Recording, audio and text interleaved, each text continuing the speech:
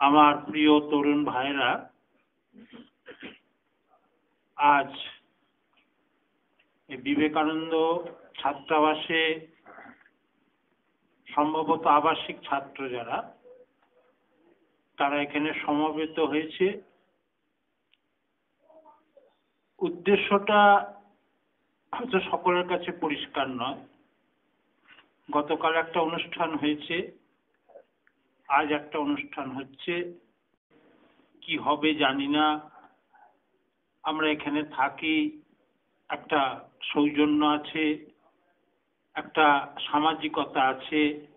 বারবার দাদারা ডাকছেন, বসি, দুটো কথা শুনি, এরকম হতে পারে। আবার কেউ কেউ হয়তো জেনেই এসেছে, কেউ কেউ হয়তো একটু আগ্রহ নিয়ে এসেছে। সত্যি কি আজকে স্বামী বিবেকানন্দের প্রয়োজন আছে? একটু আমরা যুক্তি দিয়ে বিচার বিশ্লেষণ করে একটু ভাবি, এরকম কেউ কেউ মনে হতে পারে। দেখো ভাই, আমি তুমি বলেই বলছি, তোমরা আমাদের পুত্র সম, আমাদের যা বয়স, কোনো বক্তৃতা নয়, একটু যুক্তি পরামর্শ। তোমরা খুব যুক্তিবাদী, অতএব কোনো কথা যুক্তি ছাড়া মানতে তোমরা রাজি নও। এটা যৌবনের ধর্ম। অতএব এখানে কোনো কল্পনা প্রসূত বা আবেগ মিশ্রিত কোনো কথা নয়। একটা প্রশ্ন আসছেই, ভারতবর্ষ কাদের দিকে তাকিয়ে আছে? ভারতবর্ষ তো আমরা মাতৃভূমি বলি। এই মা ভারতবর্ষ কাদের দিকে তাকিয়ে থাকবে বলো তোমরা? তার সন্তানদের দিকে। কোন সন্তানদের দিকে বেশি তাকিয়ে থাকবে? ধর একটা বাড়িতে কিছু শিশু আছে, কিছু যুবক আছে, কিছু বৃদ্ধ আছে। সেই সংসারটা সুষ্ঠুভাবে পরিচালনার জন্য কার দিকে বেশি তাকিয়ে থাকবে? শিশুগুলোর দিকে না বৃদ্ধগুলোর দিকে? কি মনে হয়? না যুবকদের দিকে? নিশ্চয়ই যুবকদের দিকে। তা ভারতবর্ষ তাকিয়ে আছে কিন্তু যুবকদের দিকে। সেই যুবক কারা? তোমাদের মতো কোটি কোটি যুবক। কিসের জন্য তাকিয়ে আছে? আমি এটা ব্যাখ্যা করব না, তোমরা সবাই জানো। আসলে আমাদের ভারতবর্ষ কিন্তু খুব দুর্দিনের মধ্যে দিয়ে কাটছে। আমি তোমাদের একটা খুব বড় বড় সমস্যার কথা তুলে ধরছি না। ভারতবর্ষের খুব বড় বড়, কিন্তু আমরা পরিসংখ্যান দিয়ে দেখাতে চেষ্টা করি যে ভারতবর্ষ খুব এগোচ্ছে। তোমাদের কাছে এরকম অনেক ইন্টারনেটের মাধ্যমে বা অন্যান্য এর থেকে তোমরা তথ্য পেয়ে হিসাব কষে দেখানো হয় ভারতবর্ষ খুব এগিয়ে যাচ্ছে। আমি তোমাদের ভেতরের চেহারাটা কি,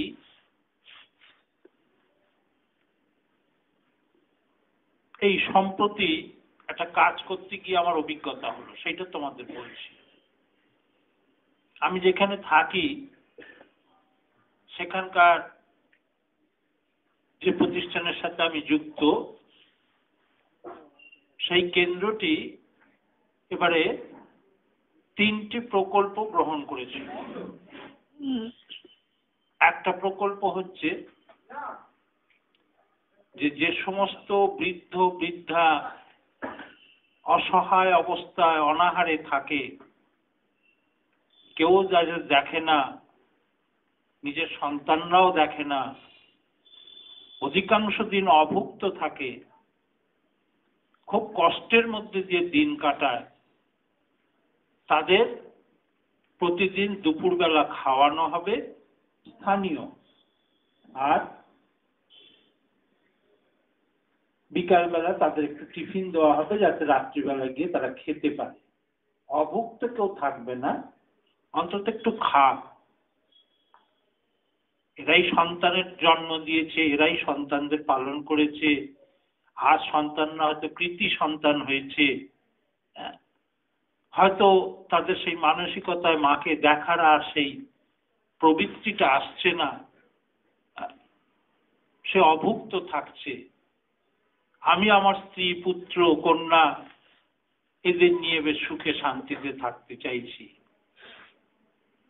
এইরকম ভেবে, যদিও সরকার থেকে অনেক প্রকল্প, তোমরা জানো, আমার থেকে বেশি জানবে তোমরা, নানান রকম করেছে। এখন অন্নদয় প্রকল্প বা অন্যান্য সমস্ত নানান রকম যে আছে, 2 টাকা কেজি দরে চাল, কিন্তু সেটা তার পেটে যাবে কিনা আমরা খুব তলিয়ে দেখি না। তাকে রান্না করে কেউ খাওয়াবে কিনা সেটাও কিন্তু আমরা তলিয়ে দেখি না, অভুক্তই থাকতে হয়। তো এইরকম একটা পরিকল্পনা নিয়ে আমরা ভেবেছিলাম বোধহয় একটি ছোট্ট গ্রাম, সেখানে হয়তো 5-10 জন আসবে, তাদের খাওয়ার ব্যবস্থা করবে। একদিনে নাম পড়েছে 155 জন। আমরা প্রথম ভেবেছিলাম বোধহয় খুব লোভবশত একটা সুযোগ যখন পাচ্ছি, এই সুযোগটাকে ব্যবহার করি, এইরকম বোধহয়। এই ভেবে আমরা সব বাড়ি বাড়ি পর্যবেক্ষণ করতে গেলাম। আমার মনে হয় তোমরা আগামী দিনের ভারতবর্ষের ভবিষ্যৎ, আগামী দিনের ভারতবর্ষের রত্ন, আগামী দিনের ভারতবর্ষের সম্পদ, কিন্তু তবুও তোমরা যুবক যেহেতু, তোমরা হৃদয়ের দিক থেকে খুব শক্ত, তোমাদের চোখে সহজে জল আসে না, তোমরা কাতর হও, বিপদে ঝাঁপিয়ে পড়ো, মানুষের নিজের জীবনকে বিপন্ন করতে পারে, এটা যৌবনের ধর্ম, কিন্তু সহজে তাদের চোখ দিয়ে জল পড়ে না। কিন্তু ওই দৃশ্য যদি তোমরা দেখতে, বোধহয় তোমরাও চোখে জল রাখতে পারতে না। আরেকটি ঘটনা বলছি, দ্বিতীয় প্রকল্প নেওয়া হয়েছিল, যে সমস্ত পরিবারের পিতা নেই, মাতা বিভিন্ন বাড়িতে চাকরি কাজ করে, পরিচারিকার কাজ করে, সন্তানটিকে দেখতে পারে না, কারণ তাদের সকালবেলা চলে গেলে 2টোয় আসে, তারপর রান্না করে, খাওয়া দাওয়া করে, আবার বিকালবেলা কাজ করতে যায়, সন্তান থেকে অসহায়। এরাই একদিন সমাজ বিরোধী হবে, এরাই একদিন দেশের বড় আপত্তিকর কাজে লিপ্ত হবে। আমরা তখন তাদের অ্যান্টি সোশ্যাল বলে, বা তাদের জাহান্নামে গেছে, গোল্লায় গেছে বলে, আমরা ভদ্র শিক্ষিত মানুষরা তাদেরকে কিন্তু তিরস্কার করব, ঘৃণা করব, অবহেলা করব। কিন্তু আমরা অনেক সময় সব পেয়েও হারাই, আর এরা কিছু পায় না। এদের দেখবে কে, এদের টেনে তুলবে কে? তাই আমাদের ওই প্রতিষ্ঠানটি একটা ব্রত নিল, যে পরিবারের এইরকম পিতা নেই কিন্তু মা অসহায়, বিভিন্ন বাড়িতে কাজ করে, তাদের বাড়ির সন্তানদের সকাল 6টার সময় নিয়ে এসে রাত্রি 9টা পর্যন্ত রেখে দেওয়া হবে। তাদের থাকা, খাওয়া, পড়াশোনার সব দায়িত্ব এই প্রতিষ্ঠান নেবে, কোনো পয়সা করি তাদের থেকে নেবে না। দেবে কোথা থেকে? উদ্দেশ্যটা কি? ভারতবর্ষ বড় দুর্দিনে আছে এবং চাতক পাখির মতো চেয়ে রয়েছে কবে ভারতবর্ষের চরিত্রবান, হৃদয়বান, দেশপ্রেমিক, খাঁটি মানুষ আসবে, যারা ভারতবর্ষের উন্নতির জন্য চেষ্টা করবে। তাই যারা হারিয়ে যাচ্ছে, তাদের ভেতর থেকে যদি এইরকম আজকের শিশু আগামী দিনের যুবক, তারপরে ভারতবর্ষের ভবিষ্যৎ, এদের যদি তৈরি করা যায়। আজ দুপুর পর্যন্ত, যার জন্য তোমাদের এখানে আসতে আমার একটু দেরি হলো, আজকে সে দরখাস্ত জমা দেওয়ার লাস্ট ডেট ছিল এবং সেই সব মায়েদের একটু ইন্টারভিউ নেওয়ার কথা ছিল যে কেন আপনি ছেলেকে দিচ্ছেন। তোমরা বললে ভাই বিশ্বাস করবে না, অধিকাংশই এসেছে কিন্তু আমরা হিন্দু পরিবারের মায়েদের একটা আলাদা, গৃহবধূদের একটা আলাদা এর চিহ্ন থাকে, তোমরা জানো তোমাদের বাড়িতেও মায়েদের, হ্যাঁ, যে বোঝা যায় এ সধবা না বিধবা, বোঝা যায়। ওর তো বাবা আছে, কারণ চেহারাটা দেখলে বুঝতে পারছি। প্রথম দিকে একটু নিষ্ঠুর হয়েছিলাম, একটু শক্ত ছিলাম, আসা মাত্রই বলতে আরম্ভ করছিলাম, তুমি দরখাস্ত করেছো কেন, তোমার তো হবে না, ওর তো বাবা আছে। যাদের বাবা নেই, বিভিন্ন বাড়িতে কাজ করে, তাদের বাবা তো রোজগার করে। বোধহয় 7 জন না 8 জনকে জিজ্ঞাসা করার পর আর কিন্তু মানসিকতা থাকলো না। 126 জন এইরকম মা অসহায়ের মতো কাঁদতে কাঁদতে বলছে, তোমরা শুনলে অবাক হবে, বলছে বাবু, বাবা বেঁচে আছে ঠিকই, কিন্তু না থাকার সমান।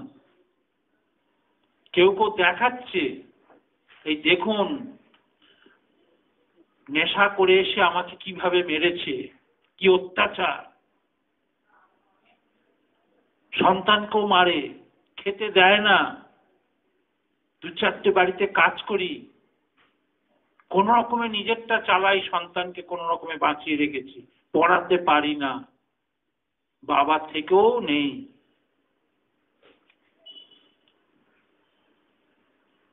বাইশ জন মার ইতিহাস তোমাদের বলছি, একটা গ্রামের বা একটা অঞ্চলের 5-6টা গ্রাম থেকে তারা এসেছে সব। 22 জন মা বলছে তারা আবার বিবাহ করে আমাকে দেখে না। তাহলে ওই প্রাচীন প্রথা, স্বামী যতক্ষণ না মারা যাবে ততক্ষণ শাঁখা সিঁদুর পড়তে হবে, সেটাকে তো আমি ত্যাগ করতে পারছি না, তার তো অকল্যাণ করতে পারবো না। আমাকে দেখে না, সে আবার বিবাহ করেছে, আমি ছেলেকে নিয়ে কোন রকমে আছি, আপনার একটা ব্যবস্থা করুন। সবটা অমীমাংসিত অবস্থাতে রেখে চলে এসেছি, আবার আমাদের নতুন করে ভাবতে হবে যে এইটা কি আর লেখা যাবে যাদের বাবা নেই? তাহলে ভারতবর্ষের অবস্থাটা কি বুঝতে পারছো?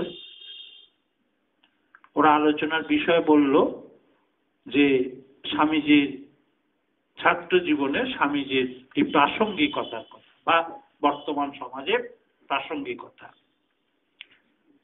বর্তমান সমাজে সব জানো, কিন্তু এইরকম ঘটনা তোমরা কতটা তলিয়ে দেখেছো সমাজের, আমি আজ সত্য দেখতে পেয়েছি বলেই আজ তোমাদের কাছে আমি এটা বলতে পারছি। এই ভারতবর্ষকে স্বামী বিবেকানন্দ যখন চিকাগোতে বক্তৃতা দিয়ে বিশ্ব জয় করলেন, তখন ভারতবর্ষের মানুষের ভেতরে একটা আলোড়ন পড়ে গেল। জগৎ জানতে পারলো, আগে ভারতবর্ষ সম্বন্ধে কি ধারণা ছিল জানো? তোমরা নিশ্চয়ই জানো, কেউ কেউ পড়াশোনা করো, যে ভারতবর্ষ হচ্ছে অসভ্যের দেশ। ভারতবর্ষে কন্যা সন্তান হলে তাকে ওই চালেতে ছুঁড়ে ফেলে দেয় এবং সে গড়িয়ে গড়িয়ে পড়ে, মৃত্যুবরণ করে, অথবা গঙ্গার জলে বা নদীর জলে ফেলে দেয়। তো স্বামীজির কাছে এইরকম একটা প্রশ্ন তুলেও ছিল ওরা। তো স্বামীজির কথা তো খুব একেবারে কাটা কাটা জবাব দিতেন। তিনি তখন বললেন, হ্যাঁ ঠিকই বলেছো তোমরা, তা আমাদের দেশে সব কন্যা সন্তানকে এইভাবে জন্মাবার মাত্রই মৃত্যুবরণ হয়, এটা তোমরা জানো। আর এই তোমাদের সামনে যে বিবেকানন্দ বসে রয়েছে, বোধহয় তোমাদের বাবার গর্ভে জন্মগ্রহণ করেছিল। এক কথায় উত্তর দিয়ে দিয়েছিল। ওদের ধারণা ছিল এইরকম। তাহলে বিবেকানন্দ এলো কোথা থেকে? তাহলে কি তোমাদের কোনো পিতৃগর্ভে জন্মগ্রহণ করেছে? যদি মেরেই ফেলবে সকলকে। মানে এইরকম অবস্থার মধ্যে স্বামীজি আমেরিকায় গিয়েছিলেন, তোমরা জানো। এবং তাকে কি করেছিল জানো তো? নিগ্রো বলে, ওই কৃষ্ণ, শ্বেতাঙ্গ, এসব জাতি বিচার ছিল তো, হোটেলে ঢুকতে দেয়নি। রাস্তা দিয়ে যখন হাঁটতো ইট ছুটতো পাগল বলে। মানে ভারতীয়, অসভ্য দেশ থেকে এসেছে। তারপরে যখন শিকাগোতে বক্তৃতা দিল, যেন একটা বিস্ফোরণ হলো। এমন ঘটনা বোধহয় তোমরা পড়েছো। ভাষণের পরে দেখা গেছে, তোমাদের ধরো যদি এখানে একজন কোন সিনেমা আর্টিস্ট আসতো, বা বাইচুং ভুটিয়া আসতো, বা সচিন তেন্ডুলকার আসতো, হ্যাঁ, হয়তো ও এখানে বসে রয়েছে, ওকে সামনে ডেকে বলো আমাকে এক গ্লাস জল দেবে ভাই। ও ভাবছে বোধহয় আমার আজকে জীবনের সেরা দিন, কারণ সচিন আমার হাত থেকে জল খেয়েছে। বা কোনো সিনেমা আর্টিস্ট এসে যদি কাউকে একটু ইশারা করে বলে কিছু, বলে আরে তুমি তো কালকে সকালবেলা গিয়ে আগে কলেজে বন্ধুদের বলবে, আরে কি দেখ আমার কি দাম, কারণ আমাকে ইশারায় ডেকেছে অমুক আর্টিস্ট। আমি নাম টাম জানি না অবশ্য, তোমরা ভালো বলতে পারবে। তোমরা মনে মনে কল্পনা করে নাও না যে প্রিয় অভিনেতা বা অভিনেত্রীর কথাটা, যে ও যদি আমাকে আজকে এরকম ইশারা করে ডাকতো, তাহলে কালকে কলেজে গিয়ে আমি কি করতাম? তাহলে চিন্তা করো। ঠিক এইরকম অবস্থা স্বামীজির হলো। শিকাগো বক্তৃতার পর ওদের দেশের তাবড় তাবড় নেতারা, বিশ্ববিদ্যালয়ের অধ্যাপকরা, রাষ্ট্রনেতারা শুধু তার সামনে দাঁড়াতে পারলে ধন্য, এরকম মনে করলো। ভারতবর্ষ সম্বন্ধে একটা নতুন দৃষ্টিভঙ্গি দিয়ে দিল বিশ্বের কাছে। তারপর যখন ওখান থেকে ফিরে এলো, ভারতবর্ষে একটা উন্মাদনা, জাতীয়তা বোধ জেগে গেল।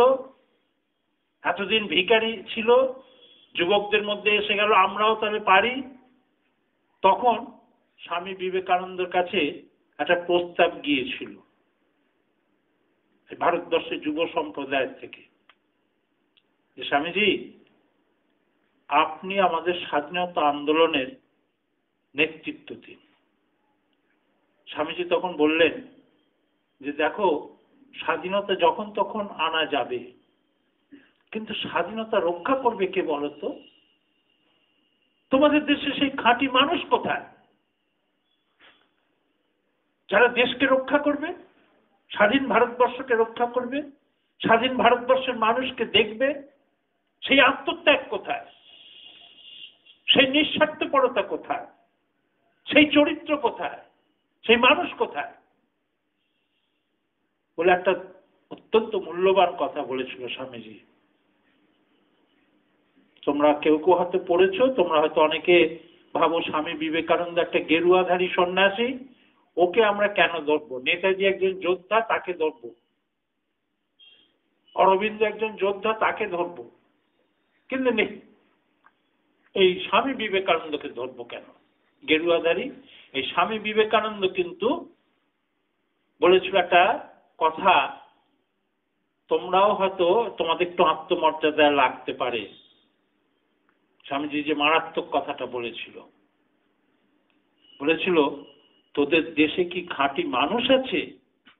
তোদের দেশটা পশুতে ছেয়ে গেছে, তোরা পশুর অধম, তোমাদের খুব মর্যাদা লাগবে। একটা সন্ন্যাসী আমাদের এই কথা বলছে যে তোদের দেশে খাঁটি মানুষ আছে, দেশটা পশুতে ছেয়ে গেছে, তোরা পশুরও অধম। যুক্তি দিয়ে বিশ্লেষণ করো ভাই। আমি একটা ছোট্ট তোমাদের কাছে উদাহরণ দেব, তোমরা চুপচাপ শুনছো, পরে প্রশ্নোত্তরে এর বিরুদ্ধে যে যুক্তিগুলো তোমরা দেবে, আমার সব কথা তোমরা মেনে নিও না, আমি প্রাণপণ যুক্তি দিয়ে বোঝানোর চেষ্টা করব। ধরো তোমাদের বাড়িতে যখন তোমরা থাকো, এখন না বোর্ডিং এই ছাত্রাবাসে আছো, বাড়িতে তো থাকো বা আগেও ছিলে, ধরো কোনোদিন বাবা এই মাছ কিনে নিয়ে এসেছে, নিয়ে এসে রান্নাঘরের সামনে রেখেছে, মা রান্না করবে। মা হয়তো কোনো কাজে ব্যস্ত ছিল, একটা বিড়াল এসে ওই মাছের ওই প্যাকেটটা নিয়ে চলে গেল, নিজে খাচ্ছে এবং হয়তো লক্ষ্য করেছো তার যে ছোট বাচ্চা সদ্য জন্মগ্রহণ করেছে তাকেও খাওয়াচ্ছে। এবার মা এসে রাগারাগি করবে না? হ্যাঁ, বিড়ালটাকে খুব বকাবকি করবে না? ধরো তোমার বাড়িতে তোমার ঠাকুমা আছে, মাকে কি বলবে বলো তো? আমি একটা বাস্তব কথা বলছি তোমাকে, কি বলবে? বৌমা তুমি সাবধান হওনি কেন? ও তো বিড়াল, মানুষ নাকি? ওকে বুঝবে, ও তো নিজের স্বার্থটাই শুধু বোঝে। ও তো বিড়াল, তুমি সাবধান হওনি কেন? ও তো চুরি করবেই, ওর তো চুরি করাটাই ধর্ম। ও তো পশু একটা, ওর তো বিবেক নেই। এই কার জন্য খাবারটা আনা হয়েছে সে বিচার তো তার নেই। অর্থাৎ তুমি ওকে বকে লাভ কি? তোমাকে সাবধান হতে হবে। আচ্ছা বলো তো, স্কুলের মিড ডে মিলের যখন খাবারটা চুরি হচ্ছে এবং বিএমএ পাশ করা শিক্ষিত বাবুরা যখন সেইগুলো চুরি করে বিক্রি করছে, ও বিড়াল ও মাছ চুরি করেছে, দু হাত পা বিশিষ্ট শিক্ষিত বাবু যখন সেই চালটা চুরি করছে, আর এই শিক্ষিত হয়েছে দেশের টাকাতে। তোমরা যে কলেজে পড়াশোনা করছো, স্বামীজি এই কথাগুলোই কিন্তু বলেছে। তোমরা হয়তো বই খুলে দেখবার সুযোগ পাওনি, তোমাদের হাতে এইসব বই কেউ পৌঁছিয়ে দেয় না, কিন্তু যুক্তি দিয়ে বোঝবার চেষ্টা করো। আজকে যে তোমরা পড়াশোনা করছো, তোমাদের বাবা মা নিশ্চয়ই কিছু খরচ করছে, করছে না? হ্যাঁ, তোমাদের মনে একটা কিন্তু আকাঙ্ক্ষা আছে, কি বলতো? আমি পাস করব, আমি বড় চাকরি পাবো, অনেক টাকা যখন রোজগার করব, তখন প্রথমেই বাবাকে বলবো, বাবা তুমি এত কষ্ট করো না। দেখো এখনই হয়তো সবাই কল্পনা করে রেখেছো। মাকে বলবো একটা রান্নার লোক রাখো, আর তুমি কষ্ট করো না, আমি তো এখন রোজগার করছি। সব যুবকরাই কিন্তু এটা ভাবে। এখন কষ্ট করি, রোজগার যখন করব মা বাবাকে কষ্ট দেব না, কারণ তাদের আত্মত্যাগ আমি বলতে পারবো না। কিন্তু হিসাব কষো তো, যখন তোমরা মাধ্যমিকে পরীক্ষা দিয়েছো, যে হয়তো বছরে 100 বা 150 টাকা দিয়েছো একটা ক্লাসে এ করবার জন্য খরচ হিসেবে, তোমাদের এক সকল ছাত্রের দেওয়া টাকাতে হয়তো একটা শিক্ষকেরও মাইনে হয়নি, হয়তো তার 30 বা 36,000 টাকা মাইনে। টোটাল ছাত্ররা দিয়েছে 100 টাকা করে, হয়তো 600 ছেলে থাকলে কত টাকা হবে? আর সেই স্কুলে হয়তো 20 জনে। কে দিল? সেই শিক্ষক হয়ে আমার দেশ, স্বামীজি এই কথাগুলোই বলেছেন, আমার দেশ তাকে শিক্ষিত করলো, করে বলল, দেখো বাবা তুমি শিক্ষিত হয়েছো, আমি টাকা খরচ করেছি, তোমার বাবা মাও করেছে, বাবা মা যদি 1 টাকা করে, আমি 18 টাকা করেছি। তুমি শিক্ষিত হয়েছো, এবার তুমি অন্য সন্তানদের একটু পড়াশোনা করাও। আর অন্য সন্তানদের পড়াতে গিয়ে বলছে কি, তুমি তো 10টা 5টা পর্যন্ত বা 10টা থেকে 3টে পর্যন্ত তো পড়াবে, তা তোমার মা বাবাকে খাওয়াবে কি? আমি তোমার কাছে দাবি করতে পারতাম, তোমাকে আমি লেখাপড়া শিখিয়েছি, তোমাকে আমি যোগ্য করেছি, আজ তুমি দেশের জন্য একটু, দেশের অন্যদের একটু পড়ানোর সুযোগ করে দাও। এই কথাটা তোমাকে বলছি, আমি দিয়েছি বিনিময়ে। তোমরা ধরো যদি কোনো ছেলেকে একটু ফ্রিতে পড়িয়ে দাও, তার কাছে একটা কিছু তুমি প্রত্যাশা করো না? করো তো? ধরো তুমি ওই এর থেকে আসছো, বর্ধমান স্টেশন থেকে, খুব তাড়া আছে, তুমি হয়তো কোনো ছেলেকে ফ্রিতে পড়িয়েছো, সে সাইকেলে করে আসছে, তুমি হয়তো তাকে এই রন্টু বা ঝন্টু বলে ডেকে, এই আমার তাড়া আছে তো সাইকেল একটু তুলে নেবেই। সে হয়তো তোমাকে বললো, দাদা আমার তো সাইকেলের চাকায় পাম্প নেই, ডাবল গাড়ি তো করতে পারবো না, কিছু মনে করবেন না। তুমি তোমার বন্ধুকে বলবে, দেখেছিস রে, একে কিন্তু 4 বছর আমি ফ্রিতে পড়িয়েছি, তার প্রতিদানটা দিব। বলবে না? বলো কেন না, আমি তাকে কিছু দিয়েছি যখন, তার উপরে আমার একটু অধিকার বোধ আছে। আর তোমরা নিজেরাই তো জানো, হিসাব করছো, এই যে আজকে দুপুরবেলা ভাত খেয়েছো, এই যে গ্যাসে রান্না হয়েছে, হ্যাঁ, যে টাকা দিয়ে কিনেছো 412 বা 420 টাকা, ভর্তুকি দিয়েও তারপরে মূল্যটা ধরছে 900 কত টাকা। তাহলে আজ যে দুপুরবেলা আমি ভাত খেয়েছি, সেই ভাতের মধ্যেও কিন্তু ঋণ আছে। এই যে বিদ্যুতে পড়াশোনা করবে, সেটাতেও কিন্তু ঋণ আছে। কারণ বিদ্যুৎটা উৎপাদন করতে পার ইউনিট যে খরচা হচ্ছে, তোমার থেকে সেটা কিন্তু নিচ্ছে না।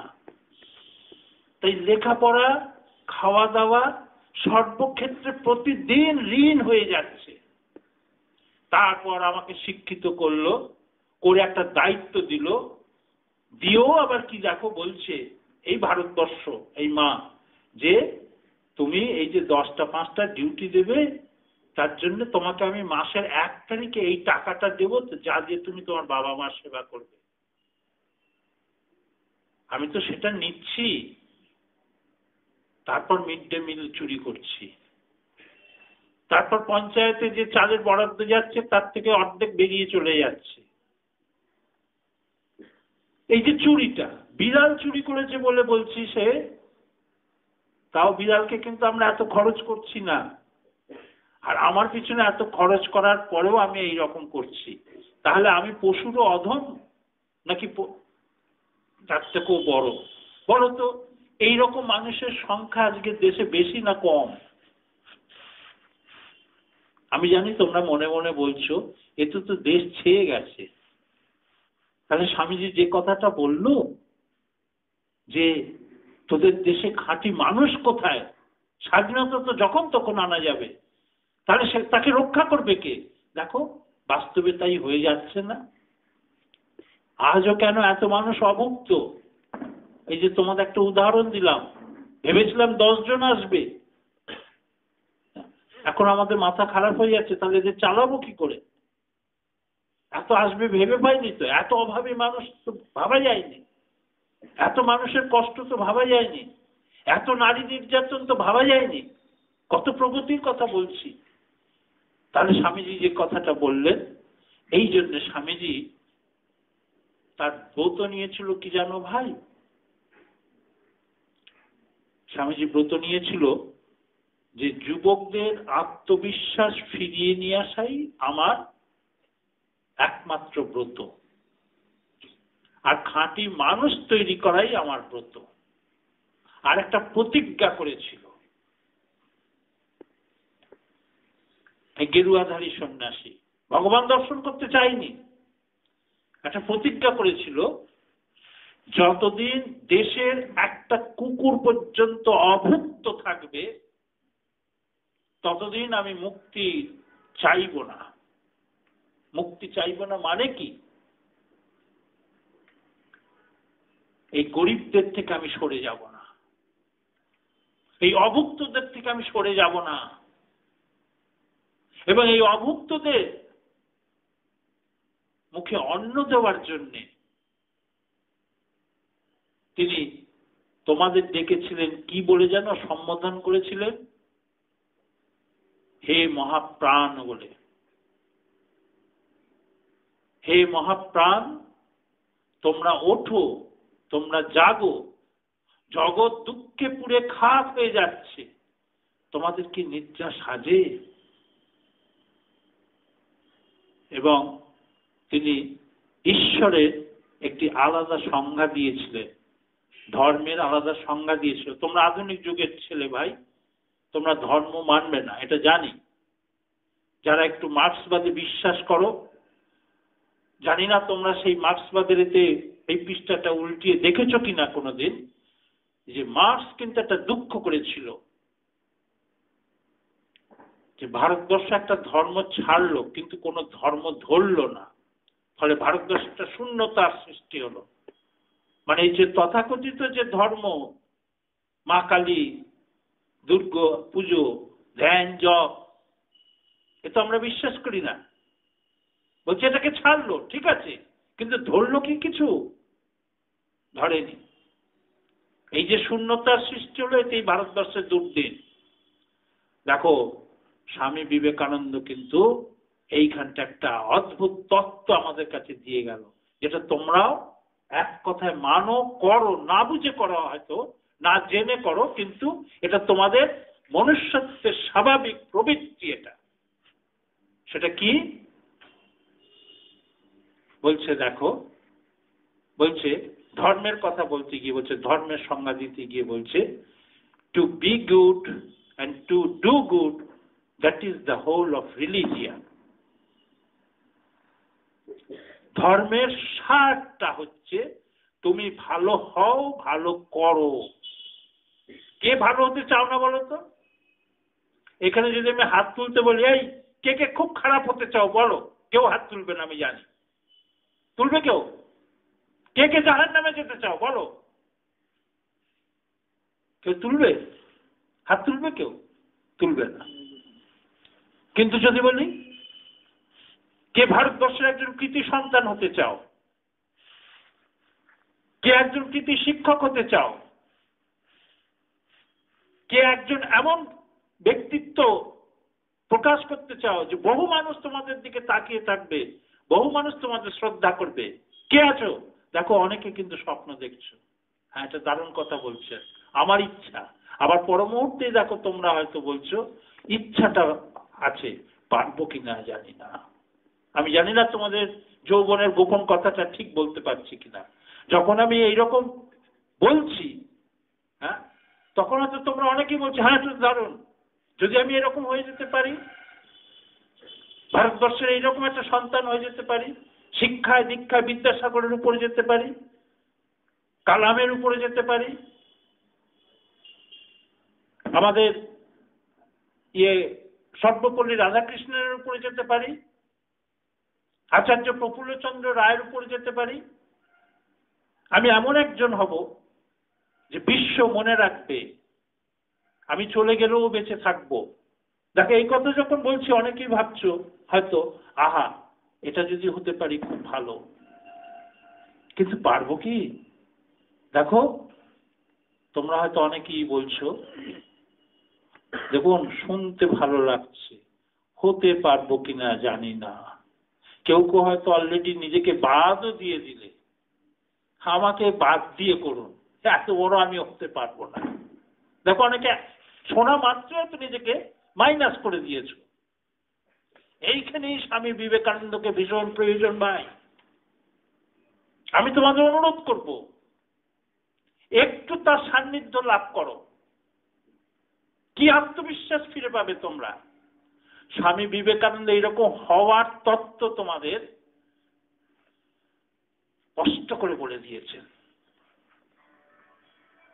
একটা খুব কষ্ট করে, কিভাবে তুমি হতে পারবে। সাফল্যের সূত্র যেমন তোমরা a+b² ফর্মুলাকে প্রয়োগ করে অঙ্কের উত্তর মেলাও, যেমন কোন শব্দের মানে না বুঝতে পারলে ডিকশনারি খোলো এবং সেই মানেকে উদ্ধার করো। এই জীবনের মানে, বুঝলে, জীবনের উত্তর আকারে সূত্র আকারে স্বামী বিবেকানন্দ তোমাদের দিয়ে গেছেন, যেটাকে বলেছেন to be good and to do good, that is the whole of religion. ধর্মের সার কথা হচ্ছে তুমি যেখানে আছো সেখানে থেমে থেকো না, এগিয়ে যাও, আরো উপরে এগিয়ে যাও। এইটাকে ধর্ম বলছে। বলো তো এই ধর্ম ত্যাগ করবে তোমরা? তোমরা পড়াশোনা ছেড়ে দিয়ে তোমরা ভালো মানুষ না হওয়ার চেষ্টা করে তোমরা কি চোখ বন্ধ করে বসে থাকবে আর বলবে হ্যাঁ ঈশ্বর যা করবে তাই হবে, কপালে যা আছে তাই করব? এবং সেখানে কিন্তু স্বামী বিবেকানন্দ একটা অদ্ভুত কথা বললেন, ভাগ্যটাগ্য তিনি ছেড়ে দিলেন। কি বাস্তববাদী দেখো, সন্ন্যাসী হলে কি হবে। বললেন হেড, হার্ট অ্যান্ড হ্যান্ড, তিনটে যন্ত্রকে তুমি ব্যবহার করো। কর্মের শক্তি, মস্তিষ্কের বুদ্ধি, আর হৃদয়টা, ভেতরের ভালোবাসা। ভেতরের ভালোবাসা মানে এই কষ্ট, দুঃখ, ভালোবাসা, একে তুমি অস্ত্র করো। এ তোমারই আছে, আর কারণ নেই।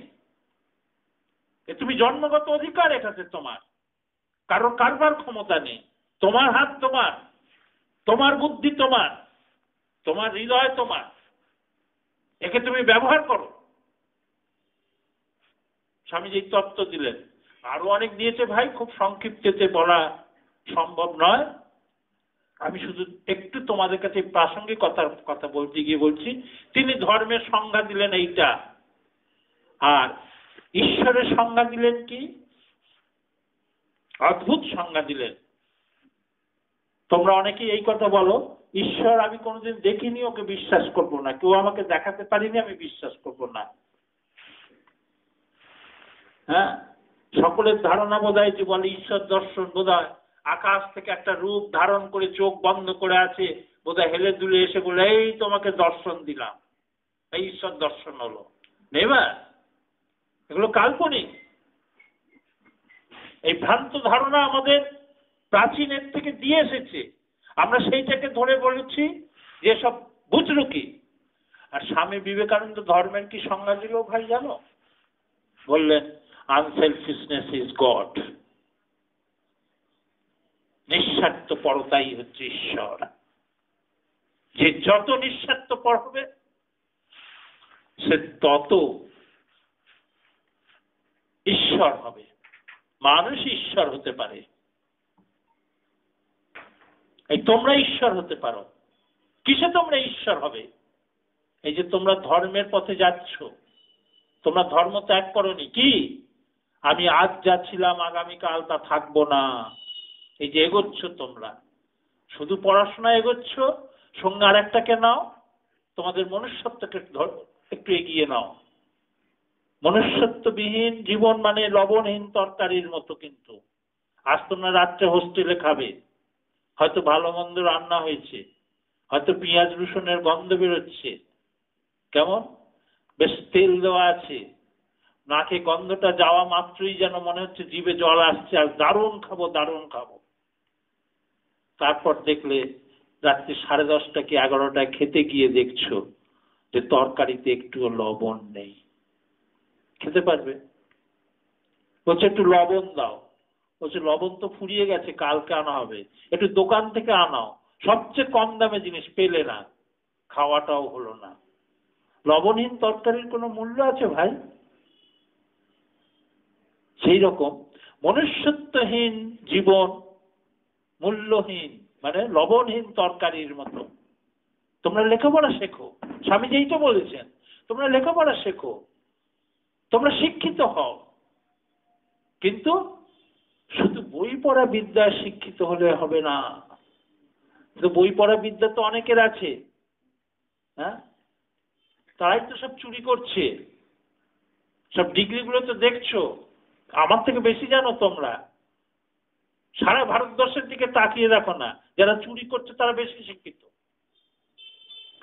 চাষি বেশি চুরি করে না, অথচ আমরা ট্রেনে বাসে তাদের চাষা বলে গালমন্দ করি।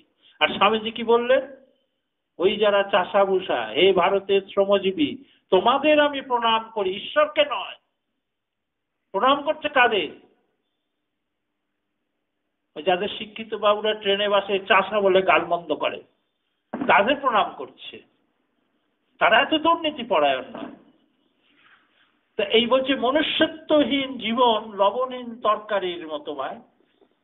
তাই স্বামীজি বললেন তোমার মনুষ্যত্বকে ধরে রাখো, এটাকে ত্যাগ করো না, এর উপরে দাঁড়িয়ে তুমি এগিয়ে যাও। শিক্ষায় দীক্ষায় তুমি বিজ্ঞানী হলে আদর্শ বিজ্ঞানী হও। আমি একবার যখন আমি দ্বাদশ শ্রেণীতে পড়ি, তার আগে থেকেই স্বামীজির সান্নিধ্য, মানে জীবিত স্বামীজি না, তার বইয়ের সাথে তার চিন্তা ভাবনার সান্নিধ্য লাভ করেছিলাম। আমার একটা খুব দেখার ইচ্ছা হয়েছিল বিজয়া দশমীর পর, বুঝেছ, যে বিজয়া দশমীর পর সব প্রণাম করলে কি বলে আশীর্বাদ করছে। আমি স্বামীজির থেকেই শিখেছি। কেমন, হয়তো ঠাকুমাকে প্রণাম করছে, তুই বাবা ডাক্তার হ। প্রণাম করলো, কেমন, তুই বাবা ভালো ইঞ্জিনিয়ার হ। আর একজনকে প্রণাম করছে, হ্যাঁ, তুই বাবা একটা ভালো টিচার হ। আবার হয়তো এ করছে, তুই বাবা ডাক্তার হয়ে আমার একটু সেবা করিস বাবা। তা স্বামীজি যেটা বলেছিলেন আমি দেখছি যে আচ্ছা সেইটা কেউ বলে কিনা, দেখলাম না কেউ বলল না। কি বলতো, তার আগে একটা সৎ কথা কিন্তু যোগ হলো না। তুই একটা সৎ ইঞ্জিনিয়ার হ, তুই একটা সৎ ডাক্তার হ, তুই একটা সৎ শিক্ষক হ, বা আদর্শবাদী শিক্ষক হ, আদর্শবাদী বিজ্ঞানী হ, দেশপ্রেমিক বিজ্ঞানী হ, দেশপ্রেমিক হ, ছাত্রপ্রেমিক শিক্ষক হ। কেউ বলে না। দেখলাম তাহলে কেন স্বামীজিকে প্রয়োজন। এই দেখো, এই যে ধর্ম আর ঈশ্বরের কথা বললো, আনসেলফিশনেস ইজ গড, নিঃস্বার্থপরতা ঈশ্বর। দেখো, এখন তোমরা হয়তো চাও না, প্রার্থনা করো না, ঈশ্বর বিশ্বাসী নও। এখন তোমরা হয়তো যুক্তি দিয়ে বলো, আরে আমি পড়লে তো পাস করব, মা সরস্বতী আমাকে পাস করাবে। কিন্তু একটু একটু একটু তোমরা কৈশোর বাল্য জীবনে ফিরে যাও তো, স্মৃতিটুকুকে একটুখানি সামনে টেনে নিয়ে এসো তো। পরীক্ষার আগে কেমন ভাবে মা সরস্বতীকে ডেকেছ, এবারের মতো পাস করিয়ে দাও, আগামী বছর খুব ভালো করে পড়বো। দেখো হয়েছে কিনা কোনো জীবনে এ অভিজ্ঞতা হয়েছে কিনা। হ্যাঁ, চেয়েছো, তোমার মাও বলেছে আমার সন্তানটিকে পাস করিয়ে দাও, সপাচানা বাতাসা দেব, বা তোমাকে সমূর্তিতে এনে বাড়িতে পুজো করব, এবারের মতো উদ্ধার করে দাও। তোমার বাবাও বলেছে। বলো তো, মা সরস্বতী তোমার কাছে এসে কোনোদিন কিছু চেয়েছে? চেয়েছে? দেখো স্বামীজি কি কি বাস্তব, কিরকম ব্যাখ্যা করছে। তাহলে যার কাছে সবাই চায় কিন্তু সে কারোর কাছে কিছু চায় না, সেই হচ্ছে ঈশ্বর। তাই সংজ্ঞা দিলেন যে আনসেলফিশনেস ইজ গড, যে যত বেশি নিঃস্বার্থপর হবে সেই তত ঈশ্বর। এবং সেখানে কি বললেন, তোরা পড়েছিস ওই ঈশ্বরের নানা রকমে করেছে। উনি বললেন পিতা মাতাকে ঈশ্বর ভাব, জীবন্ত দেবতা, মানুষই হচ্ছে জীবন্ত দেবতা, তাকে ঈশ্বর ভাব। তোমরা এখন একটু বড় হয়েছো কিন্তু এখনো রোজগার করোনি, এখনো যেহেতু পড়াশোনা করছো, বড় জোর দু চারটে টিউশন করে হয়তো নিজের হাত খরচ বা কিছু পড়ার কিছু খরচ করো। হ্যাঁ, কারোর বাবার যদি অবস্থা একটু খারাপ থাকে একটু নিজে লড়াই করে করছো, কিন্তু অধিকাংশই কিন্তু এখনো পর্যন্ত বাবা মাই যোগান দিয়ে যাচ্ছে পড়াশোনার জন্য। যা দরকার পড়েছে ছোট বয়সটায় চলে যাও। একটা পেন্সিল দরকার পড়েছে, কার কাছে চেয়েছো? পাড়ার কারোর কাছে? বলো, নিশ্চয়ই বাবা অথবা মা। এবং এক নম্বরে বোধহয় মা, আমি ভুল বলছি কিনা জানি না। হ্যাঁ, যখনই যেটা দরকার পড়েছে, খিদে পেয়েছে, কার কাছে গেছো? চিন্তা করো। আচ্ছা বলো তো, তোমাদের যে বয়সটা হয়েছে, এই বয়সের ভিতরে তোমাদের এই গর্ভধারিণী মা কদিন তোমাদের কাছে একটা এক ভরি সোনার গহনা চেয়েছে, একটা বেনারসি শাড়ি চেয়েছে, তোমার পরীক্ষার দিন বলেছে বাবা বড্ড জ্বর হয়েছে, তোকে পড়তে হবে না, আমার গা হাত পাগুলো একটু টিপে দে? কারোর অভিজ্ঞতা আছে এরকম? আছে কারোর? আমার বিশ্বাস একজন উঠে দাঁড়িয়ে বলতে পারবে না। হইসি কে সে? যিশু সব দিয়েছে, বুকের রক্ত দিয়ে তোমাকে তৈরি করেছে জন্মাবার পর থেকে, এখনো পর্যন্ত দিয়ে যাচ্ছে, বিনিময়ে কিছু চাইনি, নিঃস্বার্থপর। স্বামীজি বলেছিলেন এই রকম জীবন্ত দেব দেবীর পূজা করো, তাদের পূজা অর্চনা করো, তাদের সাধনা করো, তোমার বিবেক আপনা থেকে খুলে যাবে। তুমি ভাববে আমি কার সন্তান, আমি জাহান্নামে যেতে পারি, কাকে অপমান করব, কাকে লাঞ্ছনা দেব। সেই জন্য একটা কবিতা তোমাদেরকে বলবো, তোমরা যুবক ভাই, আমি ওই ধর্মকর্মর কথা বলবো না। বলছেন চির উন্নত বিদ্রোহী মমশির লোটাবে না কবু কারো পায়ে, রহিবে বিবেক সে শুধু আমার, বিকাবো না কারো তরে। এবং স্বামীজি বললেন তুমি হৃদয়বান হও, তুমি প্রেমিক হও, তুমি বিবেকবান হও, রহিবে বিবেক সে শুধু আমার। এই বিবেক দিয়ে বিচার করো, জীবনকে জাহান্নামের দিকে নিয়ে যাবে, উচ্ছন্নের দিকে নিয়ে যাবে, নাকি প্রতিদিনের সংকল্প হবে আজ যা আমি আছি আগামীকাল তা থাকবো না। স্বামী বিবেকানন্দ এটাই চেয়েছিলেন। বলে এইরকম যখন হাজার হাজার যুবক তৈরি হয়ে যাবে, এইরকম যখন বিবেকবান, চরিত্রবান, মনুষ্যত্বের অধিকারী লক্ষ লক্ষ যুবক হয়ে যাবে, সেই দিন ভারতবর্ষ আবার হাসবে। বলো না, এই যুবক যদি আজ ভারতবর্ষে ছেয়ে যায়, আর ভারতবর্ষকে কেউ রুখতে পারবে? পারবে না। যুক্তি। সেই জন্য স্বামী বিবেকানন্দ বললেন আগে খাঁটি মানুষ চাই, বাকি সব আপনা থেকে হয়ে যাবে।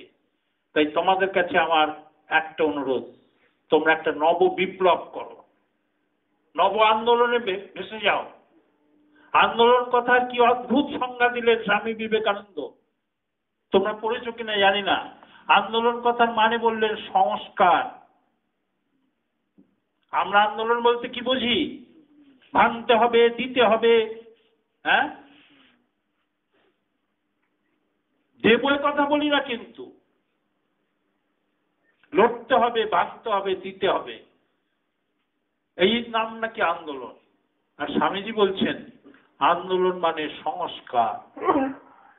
আমি একটা উদাহরণ দিয়ে শেষ করব ভাই, তোমাদের আরো রয়েছে এখনো, হয়তো পড়াশোনাও আছে, আমাকে যেতেও হবে অনেকটা দূরে। ধরো অনেক এখানে আছো, হয়তো গ্রামে থাকো, একটা পুকুর যখন, জলাশয় একটা পুকুর সবে খনন করা হলো, সেই জলটা কেমন হয় ভাই? একেবারে পবিত্র টলটলে জল, সেই জলে স্নান করছে, সেই জল হয়তো অনেক গ্রামে টিউবওয়েল নেই, সেই জল খাচ্ছে, সেই জলে মাছ চাষ হচ্ছে সেই পুকুরে। আমাদেরই দোষে, মানুষেরই দোষে সেইখানে দূষণ হতে হতে হতে হতে পুকুর নিজে করলো না, কিন্তু মানুষই করলো। দেখা গেল সেই পুকুরটা একেবারে সেই কচুরি পানাতে ভর্তি হয়ে গেল। আর সেটা ব্যবহার করা যাবে? যাবে? আর তো যাবে না, অকেজো হয়ে গেল। এবার ধরো এই আমাদের তপন বাবুর মতো কৃষি বিজ্ঞানীরা বা এই নির্মলেন্দু বাবুর মতো পরিবেশ দপ্তরের মানুষরা বললো না, এই পুকুরটাকে সংস্কার করতে হবে। তাহলে আবর্জনা পড়ে গেছে, অকেজো হয়ে গেছে, অব্যবহারযোগ্য হয়েছে, কারোর কল্যাণে লাগছে না, ক্ষতি করছে। কল্যাণে লাগা তো দূরের কথা, ক্ষতি করছে। অথচ এই একদিন কত মানুষের কল্যাণ করেছে, কিন্তু আজ আবর্জনায় ভর্তি হয়ে মানুষের অকল্যাণ করছে। তাই একে সংস্কার করতে হবে। কি করলে বিশেষজ্ঞরা সেই পানা তুলে হয়তো তাতে পটাশ দিচ্ছে, হয়তো তাতে চুন দিচ্ছে, বা অন্যান্য ওরা যেটা জানে, আমরা সবটা জানি না, হ্যাঁ, করে আবার সংস্কার করে সেই জলকে দূষণ মুক্ত করে আবার ব্যবহার করছে। তাহলে যে কদিন পানাটা ছিল, পুকুরটা কি মরে গিয়েছিল? পুকুরটা ছিল, জলটা দূষিত হয়েছিল।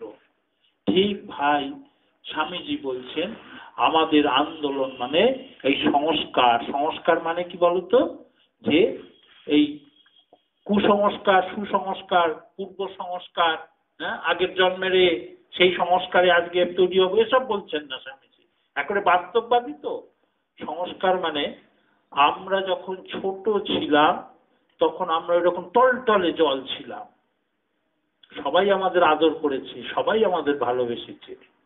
দেখো আস্তে আস্তে আস্তে আস্তে আমাদের জীবনে অনেক দূষণ ঢুকে যাচ্ছে,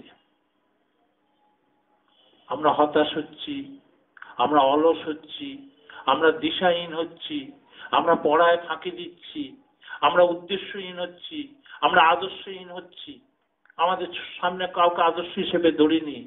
হ্যাঁ, পাশ করাটাই যেন জীবনের মস্ত বড় লক্ষ্য, সেখানেও হয়তো নানান রকম কারচুপি করছি।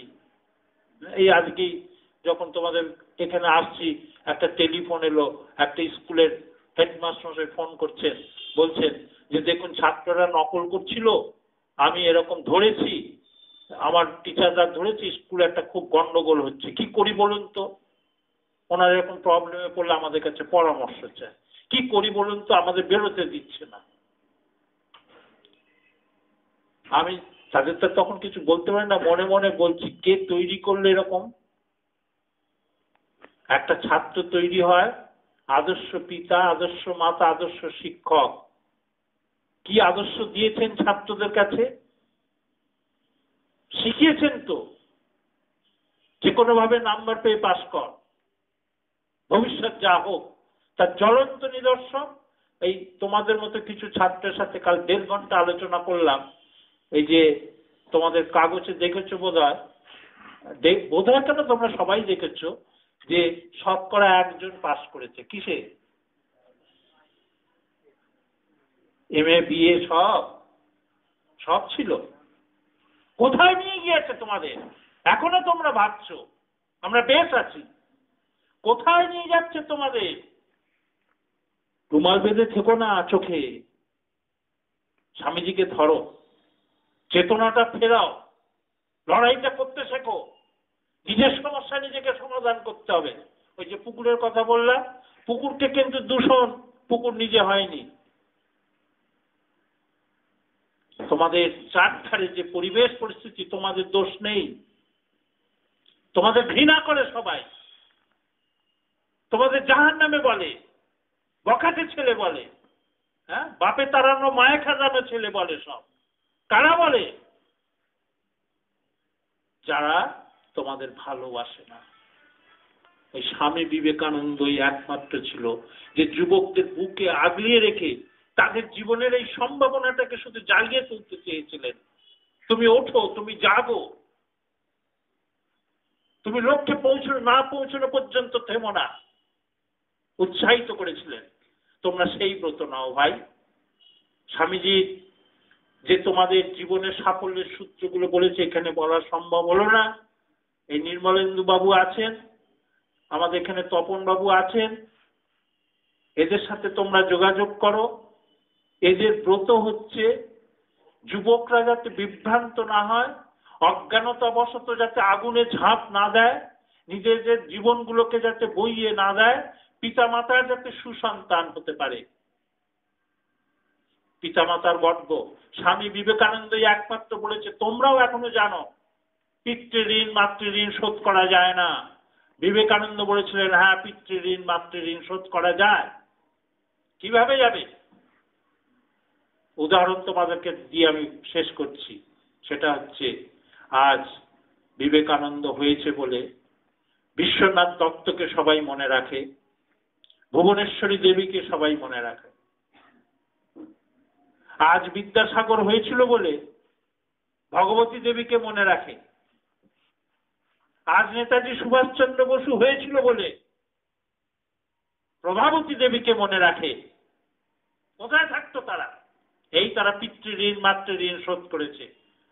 তাই তোমাদের কাছে আমার অনুরোধ থাকছে, একটা আদর্শ জীবন ধরো, জীবনে একটা ব্রত নাও, লক্ষ্য স্থির করো, জীবনকে বইয়ে দিও না, ওই শতকরা 1 জন পাশের দলে তোমরা চলে যেও না। স্থির সিদ্ধান্তে এসো, পৃথিবীতে কেউ আমাকে সাহায্য করবে না, ওই হেড, হার্ট অ্যান্ড হ্যান্ড, এই তিনটে অস্ত্রই আমাকে রক্ষা করবে, এর সাহায্য ছাড়া আমি চলতে পারবো না। একে আমি সদ্ব্যবহার করি। সদ্ব্যবহার করতে গিয়ে স্বামীজি যে তত্ত্ব দিয়েছে সেগুলোকে তোমরা অনুধ্যান করো, চর্চা করো, অবসর সময়ে খুঁজে বার করবার চেষ্টা করো। আশা করি তোমরা আগামী দিনে ভারতবর্ষে সেই সুসন্তান হবে। আবার ভারতবর্ষ তোমাদের পেয়ে, যোগ্য গুণধর সন্তান পেয়ে সে আবার হাসবে, তার দুঃখ তোমরা মোচন করবে। অরবিন্দ যেমন বলেছিলেন, মার বুকের উপরে শত্রু যখন বসে তখন সন্তান ঝাঁপিয়ে পড়ে সেই মাকে রক্ষা করবার জন্যে। আজ তোমাদের এই মাতৃভূমির এইরকম লক্ষ লক্ষ কোটি কোটি চরিত্রহীন, মনুষ্যত্বহীন কুসন্তান তার বুকে চেপে বসে আছে। তোমরা একটা চ্যালেঞ্জ নাও। স্বামীজি বলেছেন, চরিত্র বলে মানুষ সর্বত্র জয়ী হয়। তোমরা সেই চ্যালেঞ্জটুকু গ্রহণ করে একটা নবজন্ম লাভ করো, নতুন চেতনা লাভ করো এবং ভারতবর্ষের সুসন্তান হও। আমি এই প্রার্থনা তোমাদের কাছে করছি।